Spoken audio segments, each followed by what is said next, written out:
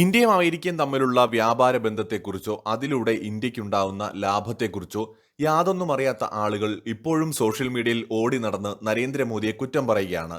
Narendra Modi Trump പറഞ്ഞതെല്ലാം കേട്ടുകൊണ്ടിരുന്നു. Tariff ചുമത്തുമെന്ന് Trump പറഞ്ഞപ്പോൾ നരേന്ദ്രമോദി സെലൻസ്കിയെ പോലെ പ്രതികരിച്ചില്ല എന്നാണ് പലരും പറയുന്നത്. ചിലർ ആഗ്രഹിക്കുന്നത് നരേന്ദ്രമോദി എണീറ്റ് ട്രംപിനിട്ട് രണ്ടെണ്ണം പൊട്ടിച്ചിരുന്നെങ്കിൽ നന്നായിരുന്നു എന്നാണ്. അത്രയേറെ വിവരമില്ലാത്തവര് നമുക്ക് ചുറ്റുമുണ്ട് എന്നുള്ളതാണ് യാഥാർത്ഥ്യം. അതായത് ഇത് ഞാൻ ഇപ്പോൾ ഈ വീഡിയോ ചെയ്യുന്ന സമയത്ത് ഒരു വാർത്ത കണ്ടിരുന്നു.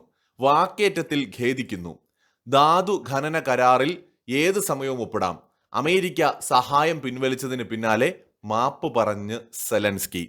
അപ്പോൾ ട്രംപിന്റെ അടുത്തിരുന്ന് മാസ് കാണിച്ച സെലൻസ്കിക്ക് മാപ്പ് പറയേണ്ടി വന്നത് എന്തുകൊണ്ടാണ്? അമേരിക്ക ഇല്ലെങ്കിൽ സെലൻസ്കിക്ക് യുദ്ധം ചെയ്യാൻ കഴിയില്ല.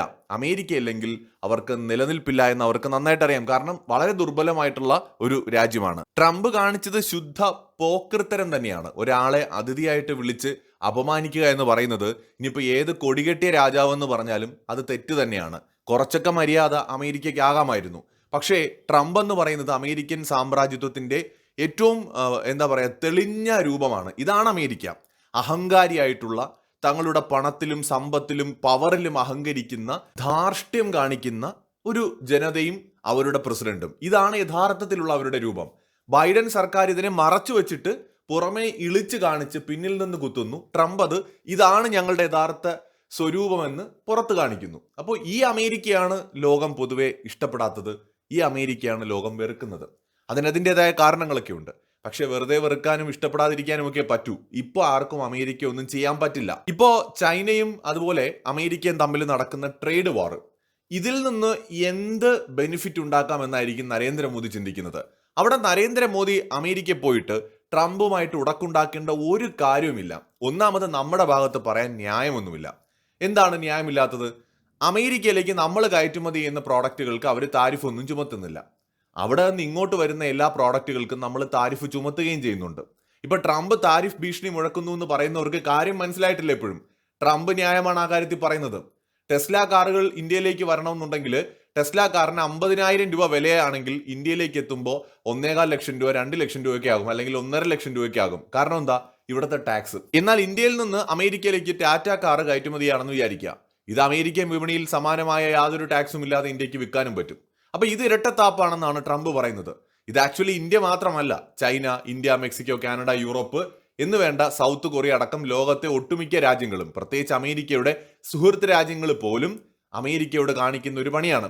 അമേരിക്ക വളരെ സമ്പന്നവും വികസിതവും ഒക്കെ ആയതുകൊണ്ട് അയ്യോ ഞങ്ങൾ വളർന്നു വരുന്ന രാജ്യങ്ങളാണ്, ഞങ്ങൾക്ക് അതുകൊണ്ട് നികുതി ഏർപ്പെടുത്തിയില്ലെങ്കിൽ ഞങ്ങളുടെ കമ്പനികൾ ഇവിടെ പൂട്ടിപ്പോകും എന്ന് പറഞ്ഞുകൊണ്ട് ഈ മറ്റ് രാജ്യങ്ങളെല്ലാം അമേരിക്കൻ പ്രോഡക്റ്റുകൾക്ക് നികുതി ചുമത്തുകയും ഈ രാജ്യങ്ങൾ എന്നിട്ട് അമേരിക്കയിലേക്ക് കയറ്റുമതി ചെയ്യുമ്പോൾ അമേരിക്ക യാതൊരു നികുതി ചുമത്താതിരിക്കുകയും ചെയ്യുന്നു.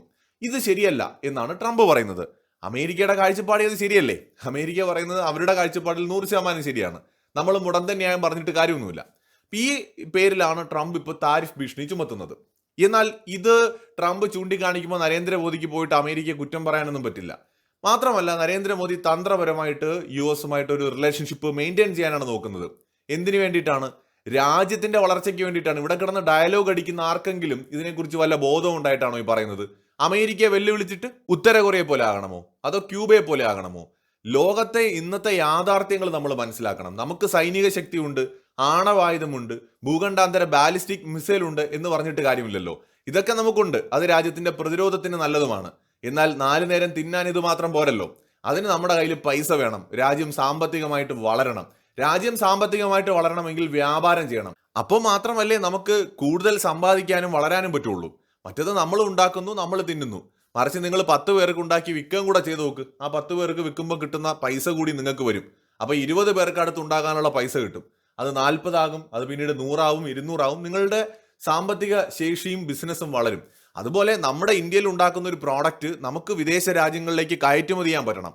വിദേശ രാജ്യങ്ങളിലേക്ക് കയറ്റുമതി ചെയ്ത് അവരത് വാങ്ങിയെങ്കിൽ മാത്രമേ നമുക്ക് അതിൽ നിന്ന് റവന്യൂ ജനറേറ്റ് ചെയ്യാൻ പറ്റൂ.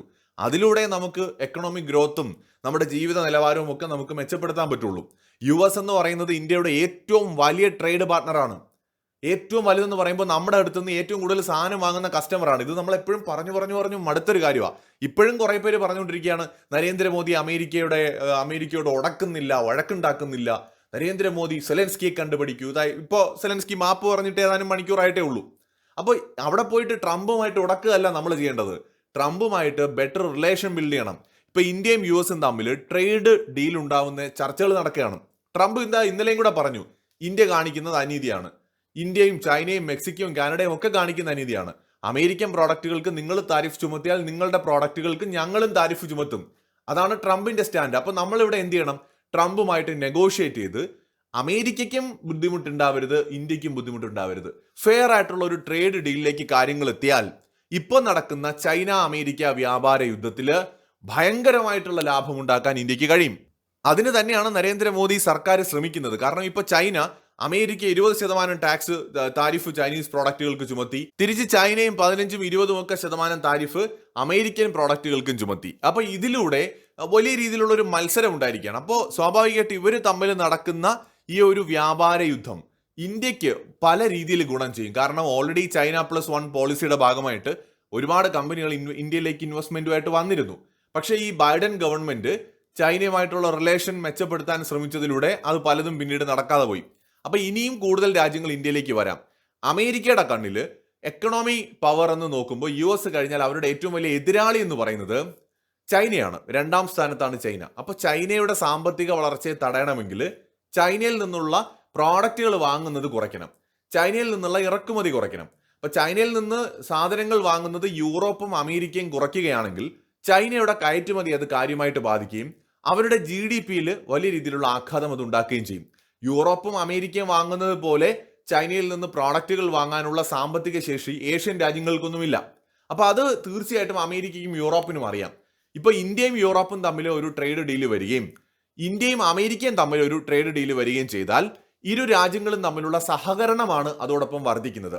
ഇരു രാജ്യങ്ങളിലെയും കമ്പനികൾക്ക് പരസ്പരം സഹകരിക്കാൻ പറ്റും, ടെക്നോളജികൾ ഷെയർ ചെയ്യാൻ പറ്റും, ഒന്നിച്ച് മാനുഫാക്ചറിങ് യൂണിറ്റുകൾ തുടങ്ങാൻ പറ്റും, ഒന്നിച്ച് പ്രവർത്തിക്കാൻ പറ്റും. ഇതിലൂടെ ഇന്ത്യൻ കമ്പനികൾക്ക് വളരെ വേഗത്തിൽ വളരാനുള്ള പുത്തൻ അവസരങ്ങൾ തുറന്നു കിട്ടും. ചൈനയെ മാത്രം ആശ്രയിക്കുന്നതിൽ നിന്ന് മാറി ചിന്തിക്കാൻ ലോകരാജ്യങ്ങൾ തയ്യാറാവും. ഇന്ത്യയിൽ നിന്ന് കൂടുതൽ പ്രോഡക്റ്റുകൾ വാങ്ങാൻ അവർ തയ്യാറാവും. അപ്പൊ ഇന്ത്യയുടെ മുമ്പിൽ വലിയൊരു ഓപ്പർച്യൂണിറ്റിയാണ്.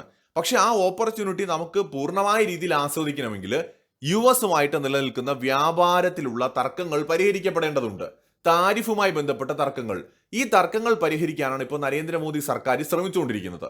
യൂറോപ്പുമായിട്ടും അമേരിക്കയുമായിട്ടും ഒരു വ്യാപാര കരാറിൽ കാര്യങ്ങൾ എത്തിയാൽ ഇത് ഇന്ത്യയുടെ ചരിത്രത്തിലെ തന്നെ ഏറ്റവും വലിയ ഒരു നേട്ടമായിരിക്കും. എന്ന് മാത്രവുമല്ല, ചൈനയ്ക്ക് വലിയ ആഘാതം അത് ഉണ്ടാക്കുകയും ഇന്ത്യൻ എക്കണോമിക് ഗ്രോത്തിൽ വലിയൊരു പുരോഗതി, അതായത് ഇന്ത്യയുടെ GDP ഗ്രോത്ത് ഇന്നിപ്പോൾ 6.5-7% എന്നുള്ളത് 8% വരെ എത്താനോ അതിന് മുകളിലേക്ക് പോകാനോ പോലും ഭാവിയിൽ അത് കാരണമാകും. അപ്പൊ നമ്മൾ പോയിട്ട് ട്രംപിനോട് ഉടക്കിയിട്ട് ട്രംപിനോട് കുറെ 4 ഡയലോഗൊക്കെ പറഞ്ഞ് വെല്ലുവിളിച്ചിട്ട് അവസാനം സോറി പറയണതിനേക്കാളും നല്ലത് ട്രംപിന്റെയും അമേരിക്കയുടെയും സ്ട്രെങ്ത് എന്താണെന്ന് മനസ്സിലാക്കി ഈ ഘട്ടത്തിൽ പണ്ട് ചൈന ചെയ്തതുപോലെ നമുക്ക് പരമാവധി എങ്ങനെയൊക്കെ നേട്ടം ഉണ്ടാക്കാമോ ആ രീതിയിൽ നമ്മൾ ഇപ്പൊ നിൽക്കുകയാണ് വേണ്ടത്. അല്ലാതെ നമ്മൾ പോയിട്ട് ഇപ്പൊ അമേരിക്കയെ വെല്ലുവിളിക്കുന്നത് ഓടിക്കൊണ്ടിരിക്കുന്ന ട്രെയിനിന്റെ മുമ്പിൽ കയറി നിൽക്കും പോലെയാണ്. നമ്മൾ ചതഞ്ഞു പോകത്തേ ഉള്ളൂ. കാരണം അമേരിക്ക നമ്മളിപ്പോ വന്ന് ആക്രമിച്ച് തോപ്പിക്കുന്നൊന്നും വേണ്ട അവർക്ക്. അമേരിക്കയുടെ ആയുധം എന്ന് പറയുന്നത് ഉപരോധമാണ്. ഈ ഉപരോധത്തിലൂടെ അവർക്ക് ഏത് രാജ്യത്തെയും തകർക്കാൻ കഴിയുന്ന ഒരു ശേഷി ഇന്ന് അവർക്കുണ്ട്. നാളെ അത് അവർക്ക് ഉണ്ടാകണമെന്നില്ല. അപ്പൊ അമേരിക്കയ്ക്കൊപ്പം എത്തുക എന്നുള്ളതാണ് നമ്മുടെ ടാർഗറ്റ്. അല്ലാതെ 4 ട്രില്യൺ GDP ഉള്ള നമ്മള് 30 ട്രില്യൺ GDP ഉള്ള US-നെ വെല്ലുവിളിക്കുന്നത് എന്തൊരു ബുദ്ധിമോശമാണെന്ന് ആലോചിക്കൂ. അപ്പൊ നമുക്ക് ആദ്യം വേണ്ടത് അമേരിക്കയെ വെല്ലുവിളിക്കണമെങ്കിൽ അതിനുള്ള ശക്തി നമ്മൾ നേടണം. അതില്ലാതെ പോയി വെല്ലുവിളിക്കുന്നതിനെയാണ് ബുദ്ധിമോശം എന്ന് പറയുന്നത്. ഇപ്പോൾ സെലൻസ്കി ചെയ്തത് അതാണ്. അദ്ദേഹത്തിന്റെ ഭാഗത്ത് ചില ന്യായങ്ങളൊക്കെ ഉണ്ട്. US കാലുവാരിയതുമാണ്. പക്ഷെ വെല്ലുവിളിക്കുന്നതിന് മുമ്പ് ആ വെല്ലുവിളിക്കുന്ന സമയത്ത് നമുക്ക് അതിന് കഴിയുമോ വെല്ലുവിളിച്ചിട്ട് ഒറ്റയ്ക്ക് നിന്ന് ഫൈറ്റ് ചെയ്യാൻ എന്നുകൂടി ചിന്തിക്കണം. US-ഉമായിട്ടുള്ള വ്യാപാരം നടത്താതെ ഇന്ത്യക്ക് എങ്ങനെയാണ് എക്കണോമിക് ഗ്രോത്ത് സാധ്യമാവുക? അപ്പോൾ അത് സാധ്യമല്ല. അവിടെ പോയി നമ്മൾ മണ്ടത്തരം കാണിക്കുന്നതിന് പകരം US-ഉമായിട്ടുള്ള ബന്ധം, ഇപ്പൊ മോദിയും ട്രംപും തമ്മിൽ നല്ലൊരു ഹെൽത്തി റിലേഷൻഷിപ്പ് ഉണ്ട്. ആ ബന്ധത്തെ രാജ്യത്തിന്റെ പുരോഗതിക്കും വളർച്ചയ്ക്കും ഉപയോഗപ്പെടുത്താനാണ് ശ്രമിക്കേണ്ടത്. അല്ലാതെ ഇവിടെ കുറെ പേര് പറയുന്നത് പോലെ അവിടെ പോയിട്ട് നരേന്ദ്രമോദി എന്നിട്ട് ട്രംപിനെ എടുത്ത് ചാടിക്കാൻ നരേന്ദ്രമോദിയും ട്രംപും തമ്മിൽ ഒരു പ്രശ്നവുമില്ല. സെലൻസ്കിയുമായിട്ട് നടന്നതുപോലെ എന്തെങ്കിലും വാക്ക് തർക്കമോ വഴക്കോ അവിടെ നടന്നോ? അല്ലെങ്കിൽ ഫ്രഞ്ച് പ്രസിഡന്റ് ഇമ്മാനുവൽ മാക്രോണുമായിട്ട് നടന്നതുപോലെ ഒരു വാക്ക് തർക്കം ഉണ്ടായോ? ഉണ്ടായിട്ടില്ല. വളരെ ഹെൽത്തി ആയിട്ടുള്ള ഒരു കൂടിക്കാഴ്ചയും ചർച്ചയുമാണ് നടന്നത്. അപ്പൊ അത് മനസ്സിലാക്കാതെ കുറെ പേർക്കുള്ള മോദി വിരോധത്തിന്റെ പേരിലായിരിക്കാം. പക്ഷെ നിങ്ങൾ മനസ്സിലാക്കേണ്ടത് നരേന്ദ്രമോദി 100% ഏറ്റവും നല്ല രീതിയിൽ ഈ സിറ്റുവേഷൻസ് ഇന്ത്യക്ക് അനുകൂലമാക്കി എടുക്കുന്നതിന് വേണ്ടിയിട്ടാണ് ഇപ്പോൾ ട്രൈ ചെയ്യുന്നത്. ഏറെക്കുറെ കാര്യങ്ങൾ അങ്ങനെ തന്നെ ആയിരിക്കും സംഭവിക്കുക.